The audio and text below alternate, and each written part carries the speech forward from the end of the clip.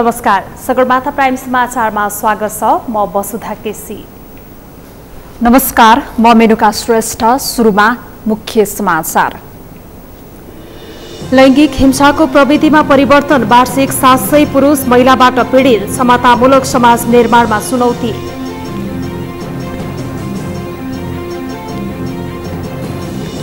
कर्मचारी समायोजनको काम सम्पन्न भएको सामान्य प्रशासन मन्त्रीको भनाई। छिटो छरितो न्याय सम्पादनका लागि सरकार लागि परेको कानून मन्त्रीको जिकिर।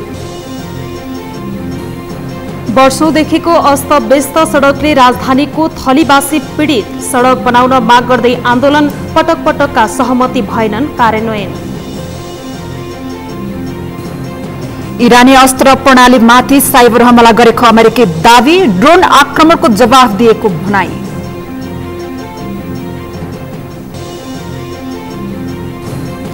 र आईसीसी विश्वकप क्रिकेटमा अहिले पाकिस्तान र दक्षिण अफ्रिका बीचको खेल जारी, दुवै टोली जित निकाल्ने दाउमा।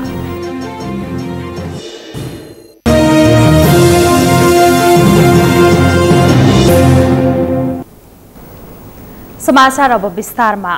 महिला हिंसाका घटना बढी घटेका समाचार प्रसारण भइरहेका बेला नेपाल प्रहरीले भने पुरुष पनि हिंसा पीडित हुने गरेको तथ्याङ्क सार्वजनिक गरेको छ। पछिल्लो तथ्याङ्क अनुसार एक वर्षमा 700 भन्दा बढी पुरुष हिंसाको शिकार बन्ने गरेका छन्।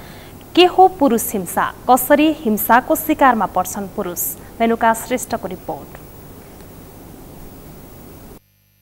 पुरुष प्रधान देश नेपालमा प्राय पुरुष हिंसाको शिकार पर्दैनन् भन्ने मान्यता राखिन्छ। हुन पनि पछिल्लो समय हत्या, हिंसा, बलात्कार लगायतका घटना बढ्दै जाँदा महिला हिंसा बढेको महिला अधिकार कर्मीहरूको दाबी छ। तर नेपाल प्रहरीले भने समाजमा पुरुष हिंसाका घटना बढेको र असह्य भएर पुरुषहरू पनि हिंसा विरुद्ध उजुरी दिन थालेको दाबी गर्छ। नेपालमा वर्षेनी 700 भन्दा बढी पुरुष हिंसाको शिकार हुने गरेका छन्। यी प्रहरीमा दर्ता भएका उजुरीका आधारमा तयार पारिएको पीडित पुरुषको तथ्याङ्क हो। यो संख्या अझै बढ्ने प्रहरीको अनुमान छ। महिलाबाट हिंसा परेका पुरुषहरूको उजुरी चाहिँ जति परेका छन् त्यतिको संख्यामा आएको देखिँदैन। बाहिर अनौपचारिक रूपमा चाहिँ हिंसा परेको कुराहरू गर्ने धेरै पुरुषहरू हुन्छन्। खास गरेर हाम्रो मेल डोमिनेटेड सोसाइटी, त्यो क्यारेक्टर बोकेको सोसाइटी, त्यो मान्यता बोकेको सोसाइटी हुँदाखेरि अब एउटा मेलले म महिलाको हिंसा पर्ने भनेर जानुलाई उसले आफूलाई कमजोर भएको जस्तो अनुभूत गर्ने भएको हुनाले पनि नआएको हुनसक्छ। श्रीमती रोजगार भएको घरमा पुरुष, वैदेशिक रोजगारीमा गएका युवा बढी हिंसामा पर्ने गरेको पाइन्छ। त्यसो त काठमाडौँ जिल्ला अदालतमा मात्रै दैनिक 15 जनाको हाराहारीमा पीडित पुरुष उजुरी लिएर आउने गरेका छन्। भदौ 1बाट नयाँ मुलुकी ऐन लागू भएपछि पत्नी पीडित पुरुषहरू मुद्दा लिएर सोझै अदालत जान थालेपछि पुरुष हिंसा पनि समाजमा बढ्दैछ भन्ने कुरा देखिएको हो। महिला हिंसाको कुराहरू पहिला धेरै आइरहेको थियो, तर अहिले देवानी संहिता 2074 आएपछि पुरुष हिंसा पनि रहेछ भन्ने कुरा चाहिँ अदालतमा गएको केसहरूले चाहिँ देखाउँछ। आजको आवश्यकता भनेको हिंसा रहित शान्त समाज निर्माण गर्नु हो। एकै रथका दुई पाङ्ग्रा मानिने पुरुष र महिला मिले मात्र जीवन सार्थक हुन्छ। एकले अर्को माथि हिंसा गरेर होइन, समान अस्तित्व स्वीकार गरेर समतामूलक समाज निर्माणमा अग्रसर बनौ। सगरमाथा टेलिभिजनका लागि क्यामेरामा अमित मचामसीका साथ मेनुका श्रेष्ठ, काठमाडौँ। संघीय मामिला तथा सामान्य प्रशासन मन्त्री लालबाबु पण्डितले कर्मचारी समायोजनको काम सम्पन्न भइसकेको बताउनु भएको छ। मन्त्री पण्डितले लोकसेवा आयोगले खुलाएको विज्ञापन अनुसार परीक्षा पनि अघि बढ्ने दावी गर्नुभयो। प्रतिनिधि सभाको बैठकमा विनियोजन विधेयक 2076 अन्तर्गत विभिन्न मन्त्रालयको बजेट शीर्षकमाथिको छलफलका क्रममा सांसदहरूले सोधेको प्रश्नको जवाफ दिँदै मन्त्री पण्डितले निजामती कर्मचारी समायोजनको काम सकिएको स्पष्ट पार्नुभयो। लोकसेवा आयोगको विज्ञापनको सम्बन्धमा उठेको प्रश्नको जवाफ दिँदै मन्त्री पण्डितले आयोग संवैधानिक अङ्ग भएकोले आयोगले प्रकाशन गरेको विज्ञापन संविधान र कानून सम्मत भएको स्पष्ट पार्नुभयो। मन्त्री पण्डितले संविधानले अंगीकार गरे अनुरूपको समावेशिता र समानुपातिक सिद्धान्त अनुसार अघि बढ्ने उल्लेख गर्नुभयो। उहाँले संविधान र कानूनहरूले कर्मचारी प्रतिबद्धता व्यक्त गर्नुभयो। नियमन गर्ने व्यवस्था रहेको र सो विपरीत कर्मचारीबाट काम कारबाही भए गरेको नपाइएको खण्डमा कानुन बमोजिम दण्डित गर्न नेपाल सरकार प्रतिबद्ध रहेको छ। कानून न्याय तथा संसदीय मन्त्री भानुभक्त ढकालले सांसदहरूले उठाएका प्रश्नको जवाफ दिँदै स्थानीय न्यायिक समितिको क्षमता अभिवृद्धि गर्न कार्यक्रम ल्याइएको बताउनुभयो। उहाँले छिटो छरितो न्याय सम्पादन गर्न सरकार लागि परेको जिकिर सरोकारवाला सम्बद्ध सबै पक्षसँग परामर्श गरेर कानूनलाई अझ बैठकमा सांसदहरूले उठाएका प्रश्नहरूको जवाफ दिँदै बनाएर समस्याको समाधान गर्ने विषयमा पनि खनालले बजेट सन्तुलित वितरणमा केन्द्रित भएको दाबी गर्नुभयो। आफ्नो सोचहरू राखिराखेकै छ।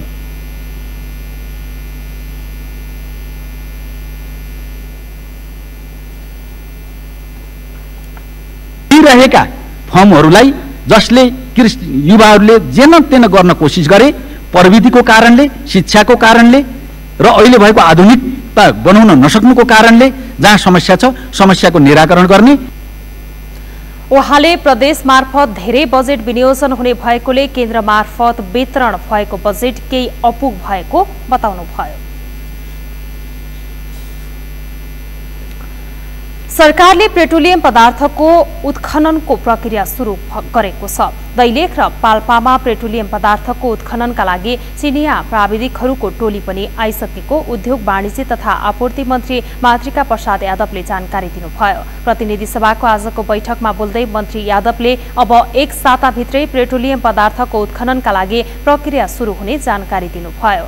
विनियोजन विधेयक 2076 अन्तर्गत उद्योग वाणिज्य तथा आपूर्ति मन्त्रालयका विभिन्न शीर्षकमाथिको छलफलमा मन्त्री यादवले पदार्थको उत्खननको प्रक्रिया सुरु हुन लागेको बताउनुभयो। यस्तै सरकारले नवलपरासीको धवादीमा रहेको फलाम खानीको उत्खननको प्रक्रिया समेत अगाडि बढाएको जानकारी दिनुभयो। उहाँले उपलब्ध साधन स्रोतको उपयोग गरी बजार अनुगमन गरिएको गुणस्तरीय वस्तु उपभोक्तालाई उपलब्ध गराउन निरन्तर अनुगमन जारी रहेको बताउनुभयो। निजी क्षेत्रलाई पनि पेट्रोलियम पदार्थको आयात र बिक्रीका लागि सरकारले सहजीकरण गर्न लागेको र अध्ययन समिति गठन गरिएको जानकारी दिँदै मन्त्री यादवले थप पेट्रोल पम्प खोल्नका लागि सूचना आह्वान गरिएको र यही असार 13 गतेसम्म आवेदनको समयावधि रहेको बताउनुभयो।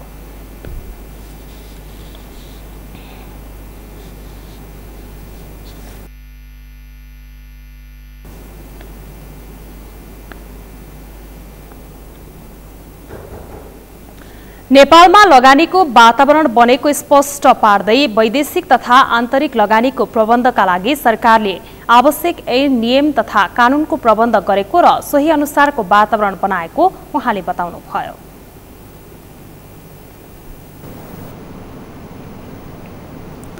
शहरी विकास मन्त्री मोहम्मद इस्तियाक राईले अधिकार सम्पन्न बागमती सभ्यता एकीकृत विकास अन्तर्गत परेका 426 रोपनी जग्गाको मुआब्जा दिइसकिएको जानकारी दिनुभएको छ। प्रतिनिधि सभा अन्तर्गतको कृषि सहकारी तथा प्राकृतिक स्रोत समिति र विकास तथा प्राविधिक समितिको आज बसेको संयुक्त बैठकमा मन्त्री राईले यस्तो जानकारी गराउनु भएको हो। 2021 र 2059 सालको नापेलाई आधार मानेर कानून अनुसार 426 रोपनीको मुआब्जा दिने काम भएको उहाँले जानकारी दिनुभयो। काठमाडौँमा एक पटक मुआब्जा लिइसकेपछि पनि फेरि त्यही लाल पूर्जा देखाएर जग्गाको लागि धाउने र समिति बनाई आन्दोलन गर्ने परिपाटी पनि देखिएको उहाँले बताउनुभयो। अधिकार सम्पन्न बागमती सभ्यता एकीकृत विकास समितिको कार्यक्षेत्र रहेको गुहेश्वरी गोकर्ण खण्ड अन्तर्गत नदीभित्र परेका 188 रोपनी जग्गाको मुआब्जा सम्बन्धी विवादले करिडोरको काममा अवरोध हुँदै आएको छ। राष्ट्रिय प्रजातन्त्र पार्टीले सरकारको कार्यशैली सर्वसत्तावाद उन्मुख हुँदै गएको भन्दै चिन्ता व्यक्त गरेको छ। आज पार्टीको केन्द्रीय कार्य समितिको विस्तारित बैठकको निर्णय सार्वजनिक गर्दै अध्यक्ष कमल थापाले सरकार सर्वसत्तावादतर्फ उन्मुख भएकोमा चिन्ता व्यक्त गर्नुभएको हो। अनुसन्धान र कारबाही गर्ने निकायहरूलाई प्रधानमन्त्री कार्यालय अन्तर्गत केन्द्रीकृत गर्ने, मिडिया काउन्सिल विधेयक मार्फत आम सञ्चार माध्यमलाई नियन्त्रणमा लिने र मानव अधिकार आयोगलाई निष्क्रिय बनाउने प्रयास लगायतले सरकारको सर्वसत्तावादको चरित्र स्पष्ट पारेको उल्लेख गर्नुभयो। अध्यक्ष थापाले प्रधानमन्त्रीले प्रधान सेनापति समेतलाई बाइपास गरी सेना परिचालनको अधिकार लिन खोज्नु, भ्रष्टाचार बढ्दै जानु, संवैधानिक निकाय, आयोग, प्रशासन लगायतमा क्षमता र योग्यता भन्दा पार्टीप्रति आस्था राख्नेलाई मात्रै नियुक्त गर्ने गरिएको टिप्पणी गर्नुभयो। राज्यको चौथो अङ्ग आम सञ्चार माध्यमलाई मिडिया काउन्सिल विधेयक मार्फत नियन्त्रण गर्ने दुष्प्रयास भएको देखिन्छ। मानव अधिकार आयोगलाई पङ्गु बनाउन खोजिएको छ। प्रधान सेनापतिलाई बाइपास गरेर सेना परिचालन गर्ने अधिकार लिन खोजिएको छ। उल्लेखित कार्यहरूलाई आधार मान्ने हो भने सरकार बिस्तारै सर्वसत्तावादको दिशातर्फ उन्मुख हुन खोजेको स्पष्ट देखिन्छ। राप्रपाले विवादास्पद गुठी विधेयक फिर्ता नभई पूर्ण खारेजीको माग गरेको छ। संगठित र योजनाबद्ध धर्म परिवर्तन भइरहेकोमा पनि राप्रपाले चिन्ता व्यक्त गरेको छ। राप्रपाले सरकारलाई बुझाएको 22 बुँदे मागहरू पूरा नभए दोस्रो चरणको संघर्ष सुरु गर्ने चेतावनी समेत दिएको छ। प्रदेश नम्बर 1 का मुख्यमन्त्री शेरधन राईले वर्तमान सरकारका विरुद्ध विभिन्न शक्तिहरू योजनाबद्ध ढंगले अघि बढेको आरोप लगाउनु भएको छ। संघीयता असफल बनाउने हेतुले सरकारको काम कारबाहीलाई गलत प्रचार प्रसार गरेर विभिन्न शक्तिहरू तिनै तहको सरकारको विरुद्धमा लागेको उहाँको आरोप छ। प्रेस संगठनले उदयपुरको गाईघाटमा गरेको पत्रकार सम्मेलनमा बोल्दै उहाँले यस्तो बताउनु भएको हो। मुख्यमन्त्री राईले सरकारले गरेका राम्रा कामलाई पनि नराम्रो भन्दै प्रचार प्रसार गरिदिने गरेको र सरकारलाई कसरी बदनाम गर्न सकिन्छ भन्ने हेतुले विभिन्न संघ संगठनहरू लागि परेको जनताले सजग हुनुपर्ने बताउनुभयो। अहिलेको वर्तमान सरकारहरूलाई केन्द्रमा प्रदेशमा पनि स्थानीय तहमा पनि सरकारहरूमाथि प्रत्यक्ष वा अप्रत्यक्ष रूपमा अहिले प्रहार भइरहेको छ। कसरी यो मतलब चाहिँ यी सरकारलाई असफल तुल्याउन सकिन्छ, विभिन्न नाममा विभिन्न बहानामा आज सरकारहरूबाट चाहिँ अहिले आक्रमण भइरहेको जुन अवस्था छ। तर हामी आत्मविश्वासपूर्वक हामी भन्न सक्छौँ कि संघीयता कसैको कामनाले कसैको चाहनाले असफल हुन सक्दैन। हामी संघीयतालाई कार्यान्वयन गरेर छोड्छौँ। संघीयताको माध्यमबाट पनि हामी समृद्ध नेपाल र सुखी नेपालको चाहना हामी पुरा गरी छाड्छौँ।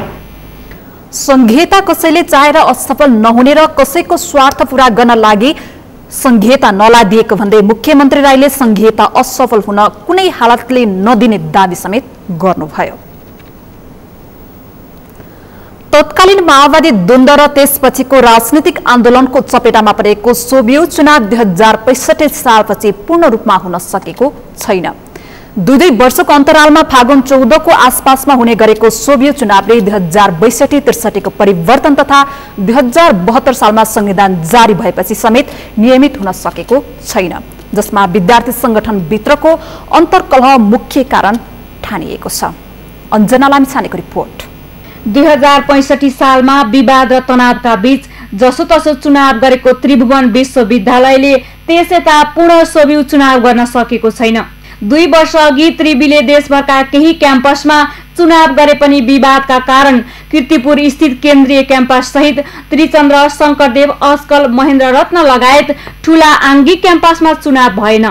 त्यसपछि त्रिवीले गत फागुन 15 गते भित्र सोभियत चुनाव गर्ने घोषणा गर्यो, तर परीक्षालाई कारण देखाएर चुनाव रोकियो। त्यसपछि वैशाखमा चुनाव गर्ने प्रतिबद्धता जनाएको त्रिवी अहिले चाहेर पनि राजनीतिक भागभण्ड नमिल्दासम्म चुनाव गर्न सक्ने अवस्थामा छैन। 2 महिना यता सोभियतको चुनाव चर्चा बाहिर छ। आन्तरिक विवाद तथा संगठन एकताका क्रममा देखिएको समस्याका कारण प्रमुख विद्यार्थी संगठन नै अलमलमा छन्। त्रिभुवन विश्वविद्यालय र नेभी संघका कारण सोभियतको चुनाव नभएको अनिरा सोभियतको आरोप छ। विश्वविद्यालयलाई एउटा सुव्यवस्थित ढङ्गले सञ्चालन गर्ने लिडरसिप ल्याउनका लागि सोभियत निर्वाचन अपरिहार्य कुरा हो।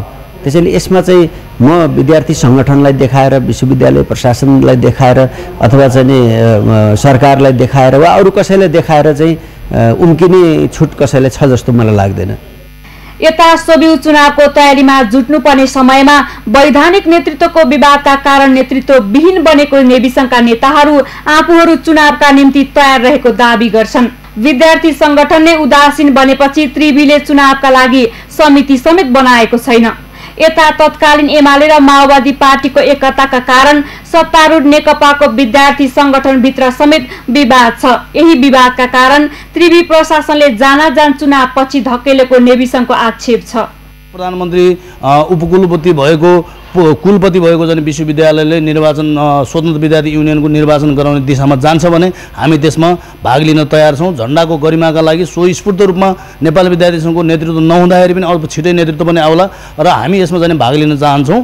यो चाहिँ स्वतन्त्र विद्यार्थी युनियनको निर्वाचन हुनुपर्छ। हाम्रो कारणले समस्या छैन। प्रधानमन्त्रीले र विश्वविद्यालयले चाहिँ यसको जिम्मेवारी लिनुपर्छ। उहाँहरूले तत्काल स्वतन्त्र विद्यार्थी युनियनको निर्वाचन घोषणा गर्नुपर्छ भन्ने लाग्छ। विद्यार्थी संगठनले एक अर्कालाई दोषारोपण गर्ने र त्रिवी प्रशासन पनि आफ्नो जिम्मेवारीबाट पछि सर्ने प्रवृत्तिको परिणाम अहिले त्रिवीका अधिकांश आङ्गी क्याम्पसहरूमा चरम बेथिति छ। केन्द्रीय क्याम्पसमै आर्थिक तथा प्रशासनिक अनियमितताको विवादमा फँसेको छ। तर शैक्षिक एजेन्डा सहित विद्यार्थीको पक्षमा खबरदारी गर्नका निम्ति परिकल्पना गरिएका सोभिउका कार्यालयमा तालचा लागेको वर्षौं बितेको छ। वैधानिक रूपमा आवाज उठाउने वैधानिक नेतृत्व चुन्न नसक्दा विद्यार्थी राजनीतिप्रति नै वितृष्णा बढिरहेको छ। क्याम्पसहरू आर्थिक प्रशासनिक अपचलन गर्ने अखडा जस्तै भएका छन्। सगरमाथा टेलिभिजनका लागि क्यामेरामा संगम कोइरालाका साथ अञ्जना लामिछाने, काठमाडौँ। सगरमाथा प्राइम समाचारमा अब एकैछिन विश्रामपछि गैर कानूनी धन्दामा समातिएका सयौं सवारी साधन काम नलाग्ने अवस्थामा समयमै लिलामी नहुँदा सरकारी आमदानी समेत गुम्दै। काठमाडौँ महानगरका अधिकांश योजना कागजमा सीमित, पुराना योजना पूरा नहुँदै महत्वाकांक्षी योजना सार्वजनिक। र आगामी आर्थिक वर्षको बजेटले 8% आर्थिक वृद्धि हासिल गर्ने अर्थमन्त्रीको दावी। दक्षिण एसियामा सबैभन्दा बढी वैदेशिक ऋण लिने देश नेपाल।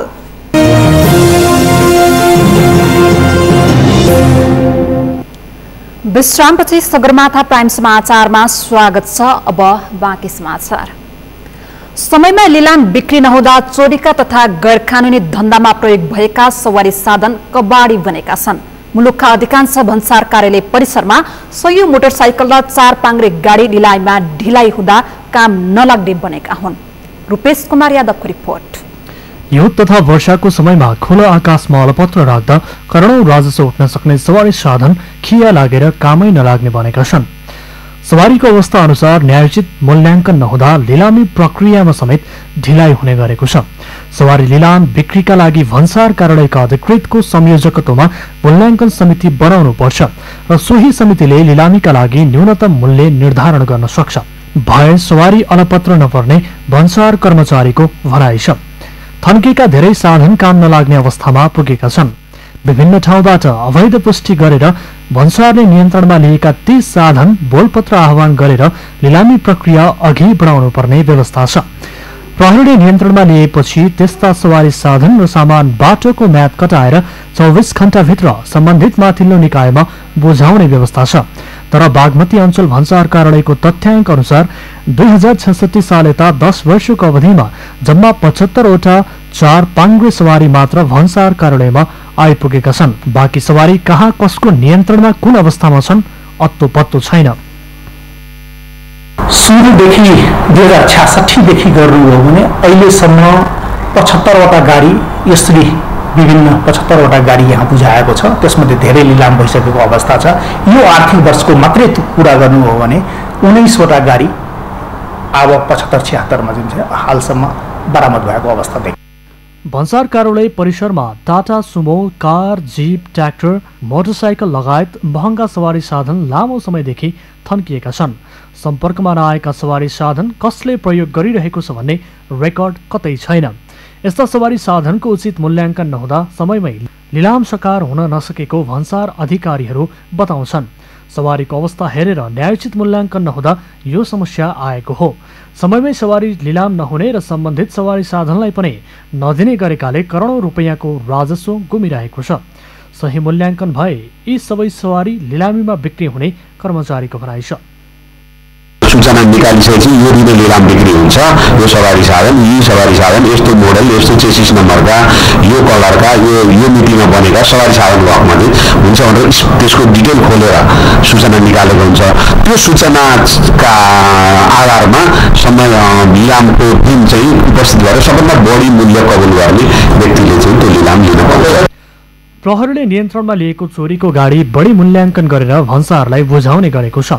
जफत गरिएका अधिकांश चोरीका गाडीमा च्यासिस नम्बर नक्कली हुने भएकाले मोडल नम्बर नै थाहा नहुने र गाडीको च्यासिस नम्बर नखोल्दासम्म निलामी मूल्याङ्कन गर्न कठिन हुन्छ। यही समस्या देखाएर विभिन्न गैर कानूनी धन्दामा संलग्न रहेको अवस्थामा पक्राउ गरिएका धेरै गाडी बहालवाला उच्च पदस्थ अधिकारीहरूले नै चलाउने गरेका छन्। धेरै कामै नलाग्ने भएपछि भन्सार कार्यालयको जिम्मामा आइपुग्छन्। जसोतसो भन्सार कार्यालयमा आइपुगेका यस्ता गाडी लिलामी प्रक्रिया पनि झन्झटिलो भएकाले अन्ततः कबाडी बनेर खेर गइरहेका छन्। सगरमाथा टेलिभिजनका लागि क्यामेरामा प्रताप लामाका साथमा रूपेश कुमार यादव, काठमाडौँ।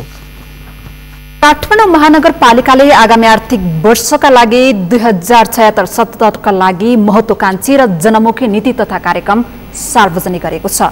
विगतमा ल्याएको नीति तथा कार्यक्रमलाई प्रभावकारी कार्यान्वयन गर्न नसकेको महानगरले यसपालि पनि स्वच्छ काठमाडौँ बनाउने सहितका कर्णप्रिय कुरा नीति तथा कार्यक्रममा समावेश गरेको छ। तर कार्यान्वयन के हुने भन्ने विषय अन्यल छ। सृजना मिश्रको रिपोर्ट। काठमाडौँ महानगरले घोषणा गरेको 101 लोकप्रिय कार्यक्रम कार्यान्वयन भएनन्। तीनै कार्यक्रमलाई समावेश गरेर महानगरले फेरि नयाँ नीति तथा कार्यक्रम सार्वजनिक गरेको छ।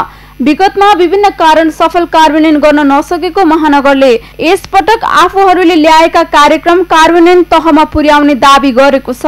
आगामी आर्थिक वर्षको अभियान सम्पदा संरक्षण तथा संवर्धन र पर्यटन प्रबन्धनको लागि पूर्वाधार विकास वर्ष हुनेछ।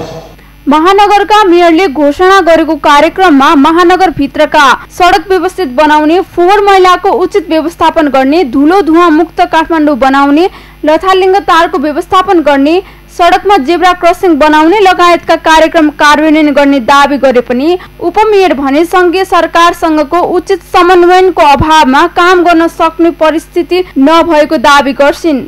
18 वर्ष बाद स्थानीय सरकार बनेको, अब तुरन्त कार्यान्वयनमा जान पनि हामीलाई चाहिँ त्यतिखेर कानुन पनि बनेको थिएन। त्यसै कारण चाहिँ हामी 1 वर्ष त अन्यलमै पर्यौँ नि त। सानो कणसम्म बुझेर हामी नीति कार्यक्रमलाई त भन्ने ठाउँ छैन। एकदमै राम्रो तरिकाले नीति कार्यक्रम ल्याएको छ। हरेक वार्डमा चाहिँ ठुलो योजना चाहिँ हामी देखाउन नसकिरहेकै हो। अहिले चाहिँ स्थानीय सरकारलाई जुन 22वटा अधिकारहरू दिएको छ, त्यो 22वटा अधिकार चाहिँ अब कटौती गरिरहेको छ क्या। कटौती गरेपछि त के हुन्छ, हामी अन्यलमा हुन्छौँ नि त, होइन। उपमेयरको आशंकामा टेवा दिने टिप्पणी सर्वसाधारणको छ।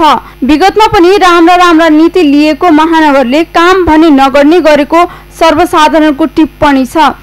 धेरै जनशक्ति परिचालन गरे पनि प्रभावकारी काम नहुँदा महानगरका योजना आश्वासन मात्रै भएको उनीहरूको भनाइ छ। विचार जनताको आशामा तुषारपात भएको छ। अहिले उनीहरूले जति पनि नीति र कार्ययोजना ल्याएका छन् कुनै पनि कार्यान्वयन पक्षमा असफल भएको देखाएको छ। अब त्यो असफल अब के कारणले भयो उनीहरूको आन्तरिक मामिला त हामीलाई थाहा छैन। अब यो चाहिँ के भएको छ भने राजनीतिक ढङ्गले एउटा स्लोगान दिने, जनतालाई भोट ब्याङ्कको रूपमा प्रयोग गर्ने अनि काम चाहिँ केही पनि नगर्ने। मुख्य समस्या भन्नाले जेब्रा क्रसिङ कतिपय ठाउँमा छ, कतिपय ठाउँमा छैन। भएको ठाउँमा पनि राम्ररी अब के अरे सवारी साधनहरू हुर्किएर आउँछ। मोटरसाइकलको बिग बढी छ। अब मान्छेलाई हिर्काएर जाने अवस्था पनि कतिपय आउँछ। अनि त्यसले गर्दाखेरि आम जनताहरू सुरक्षित छैनन्। सफल हुने उद्देश्य ठूलो लिनुपर्छ। यो भन्दैमा कार्यान्वयन नै हुन नसक्ने योजनालाई नीति तथा कार्यक्रममा राख्नु हुँदैन। आगामी आर्थिक वर्षमा काठमाडौँ महानगरले जनताको मन जित्ने गरी काम गर्न अहिले सार्वजनिक भएको नीति तथा कार्यक्रम अक्षरश कार्यान्वयन गर्नु जरुरी छ। सगरमाथा टेलिभिजनका लागि क्यामेरामा उच्च बोआग्लेका साथ सृजना मिश्र, काठमाडौँ। कोट नगरपालिका 3 हर्दीमा पहिलो पटक बिजुली बलेको छ। हालसम्म विद्युतीकरण सुविधा नपुगेको हर्दीमा बिजुली बलेसँगै स्थानीयवासी खुसी भएका छन्। कृष्ण आचार्यको रिपोर्ट। धीप धिपे टुकी र सोलरको मधुरो बत्तीमा रात काट्दै आएका हर्दीवासी बत्ती पाल्न पाएपछि जनप्रतिनिधिलाई वर्षौंदेखि गर्दै आएको गुनासो सम्बोधन भएको बताउँछन्। गैडाकोट नगरपालिका र हर्दीको दूरी खासै धेरै नभए पनि हर्दीवासीले बिजुली बाल्न पाएका थिएनन्। 1.5 वर्ष अघिदेखि बिजुली बाल्नका लागि जनप्रतिनिधि र स्थानीयले देखाएको क्रियाशीलता र मेहनतले बिजुली बाल्न सम्भव भएको छ। शुक्रबार गैडाकोट नगरपालिकाका नगर प्रमुख छत्रराज पौडेलले मिटर बक्सको स्विच अन गरेपछि हर्दीमा पहिलो पटक बिजुली बनेको हो। बिजुली बलेपछि हर्दीका 67 घरधुरी उज्यालोमा अवस्थाको अनुभव लिन थालेका छन्। सुरुमा 19 घरमा मिटर बक्स जडान गरेर बिजुली बालिएको छ भने 15 दिनभित्र अन्य घरधुरीमा पनि बिजुली बाल्ने तयारी गरिएको छ। हर्दीका स्थानीय सोम भुजेल गाउँमा पहिलो पटक बिजुली बलेपछि दङ्ग परेका छन्। पहिले मट्टी तेल र सोलरको मधुरो उज्यालो बाल्न बाध्य गाउँलेहरू खाना पकाउन, रेडियो सुन्न, टिभी हेर्न, मोबाइल चार्ज गर्न सहज हुने भएको छ। नेपाल विद्युत प्राधिकरणको करिब 35 लाख र नगरपालिकाको विद्युतीय सामग्री ढुवानी लगायतको सहयोगमा विद्युतीकरण सम्पन्न गरिएको हो। देवघाटदेखि हर्दीको ट्रान्सफर्मरसम्म 30 वटा पोल प्रयोग भएका छन् भने घर घरमा बत्ती पुर्याउन 40 वटा थप पोल प्रयोग गरिएको छ। गैडाकोटका ग्रामीण क्षेत्रलाई उज्यालो बनाउने अभियान अन्तर्गत हर्दीमा बिजुली बालिएको नगर प्रमुखले बताएका छन्। विषय त अगाडि धेरै साथीहरूले धेरै विषयवस्तु उठान गरिसक्नु भएको छ।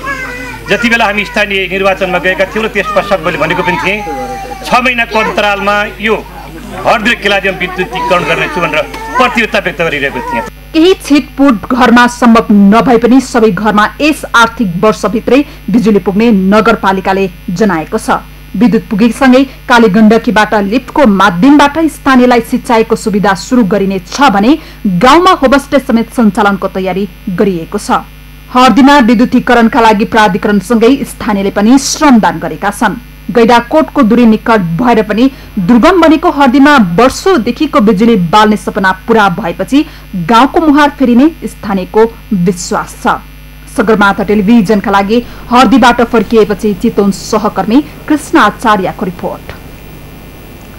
समाचारमा पुनः एकैछिन विश्रामपछि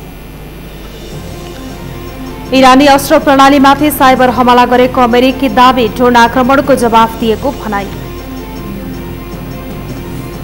र आईसीसी विश्वकप क्रिकेटमा अहिले पाकिस्तान र दक्षिण अफ्रिका बीचको खेल जारी, दुवै टोली जित निकाल्ने दाउमा।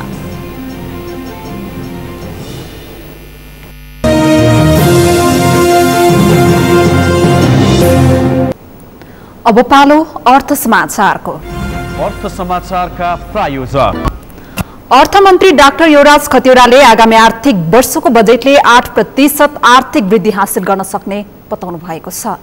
प्रतिनिधि सभाको आजको बैठकमा विनियोजन विधेयक अन्तर्गत अर्थ मन्त्रालयको विभिन्न शीर्षकमाथिको छलफलमा उठेका प्रश्नको जवाफ दिँदै उहाँले सरकारी, निजी र सहकारी लगायतका सबै मिलेर काम गर्ने हो भने 8% को आर्थिक वृद्धि दर हासिल गर्न ठूलो विषय नभएको बताउनुभयो। अर्थमन्त्री डाक्टर खतिवड़ाले बजेट विनियोजनमा तराई मधेसलाई उच्च प्राथमिकता दिएको उल्लेख गर्दै भौतिक पूर्वाधारमा मात्र 1 अर्ब माथि बजेट विनियोजन गरिएको बताउनुभयो। दक्षिण एसियामा सबैभन्दा बढी वैदेशिक ऋण लिने नेपाल रहेको जानकारी दिँदै उहाँले दिगो विकास लक्ष्य हासिल गर्न बजेटको आकार बढाउनु पर्ने बताउनुभयो।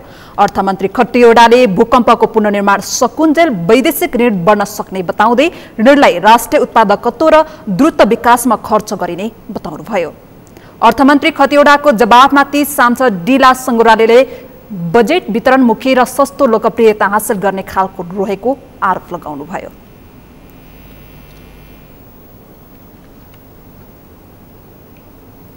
अब पालो खेल समाचारको।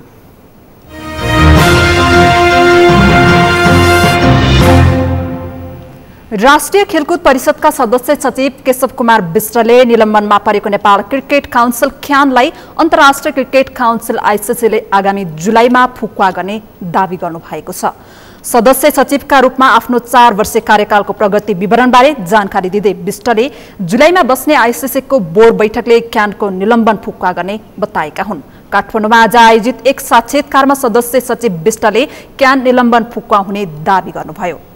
भोलि कार्यकाल सकिँदै गरेका विष्टले आफ्नो कार्यकाल दोहोरिएको खण्डमा आईसीसीको हेड क्वार्टरमै पुगेर निलम्बन फुकुवाको पहल गर्ने बताउनुभयो। क्यानमा देखिएको विवाद लामो समयसम्म जारी रहेकोमा असन्तुष्टि व्यक्त गर्दै उहाँले अब पनि समाधान नभई सरकारसँग आग्रह गरेर नेपाल क्रिकेट बोर्ड गठनको प्रक्रिया सुरु गर्नुपर्नेमा जोड दिनुभयो।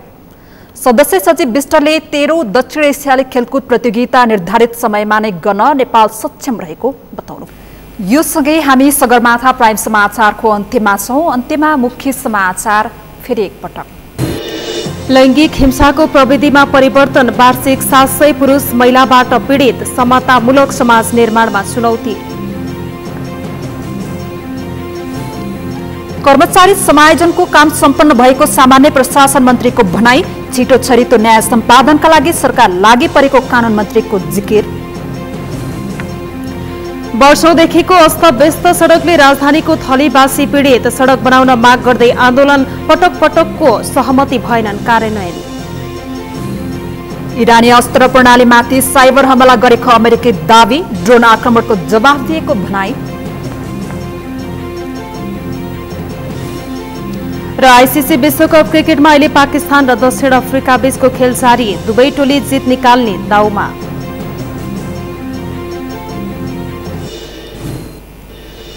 हौस् त सगरमाथा प्राइम समाचार अहिलेलाई सकियो। तपाईँ समाचार बुलेटिनका साथै सगरमाथा टेलिभिजनका सम्पूर्ण कार्यक्रम www.sagarmatha.tv मा पनि पढ्न हेर्न सक्नुहुनेछ। साथै युट्युबमा youtube.com/sagarmatha TV नेपालमा हेर्न सक्नुहुनेछ। मोबाइलमा प्ले स्टोर तथा एप स्टोरमा गई सगरमाथा टिभी एप डाउनलोड गरी हामीलाई प्रत्यक्ष हेर्न सक्नुहुनेछ। साथै तपाईँ हामीलाई फेसबुकमा पनि facebook.com/stv नेपालमा फलो गर्न सक्नुहुनेछ। समाचारको शिखर, नेपालको गौरव, नेपालको पहिलो न्युज च्यानल सगरमाथा टेलिभिजन हेर्दै गर्नुहोला। नमस्कार।